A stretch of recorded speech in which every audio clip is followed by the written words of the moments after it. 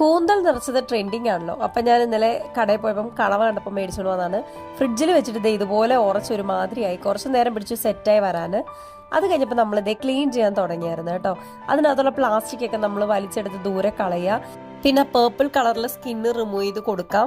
എന്നിട്ട് നമുക്ക് അതിൻ്റെ ഫുള്ളും ക്ലീൻ ചെയ്ത് തല വേറെ അത് വേറെ എല്ലാം സെപ്പറേറ്റ് ആക്കി എടുക്കുക. പിന്നെ ഇതിൻ്റെ വയറ്റിൽ ഓൾറെഡി ഇത് കഴിച്ച ഫുഡൊക്കെ ഉണ്ട്. അതായത് ഇത് നിറച്ച കൂന്തൽ തന്നെയാണ്, കുറേ കുഞ്ഞു മീനൊക്കെയാണെന്ന് മാത്രമേ ഉള്ളൂ. അമ്മ കൂടെ വന്ന് നിന്ന് ഭയങ്കര ഭരണമൊക്കെ ആയിരുന്നു. അപ്പോഴേക്കും മഴ പെയ്തു കേട്ടോ.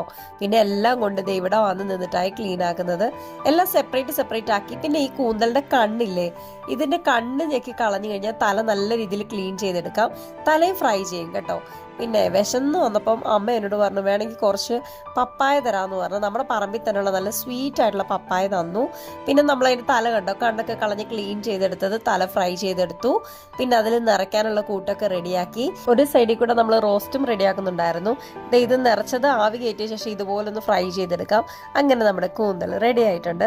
എനിക്ക് ഈ നിറച്ചതിനെക്കാട്ടിലും എനിക്കിഷ്ടപ്പെട്ടത് ഞാനുണ്ടാക്കിയ ഈ ഒരു കൂന്തൽ റോസ്റ്റാണ്. ഫ്രൈയും കുഴപ്പമില്ല. 5 മിനിറ്റ് കൊണ്ട് കണവ പോയിട്ട് അതിലിട്ട കറിവേപ്പില പോലും ബാക്കിയുണ്ടായില്ല.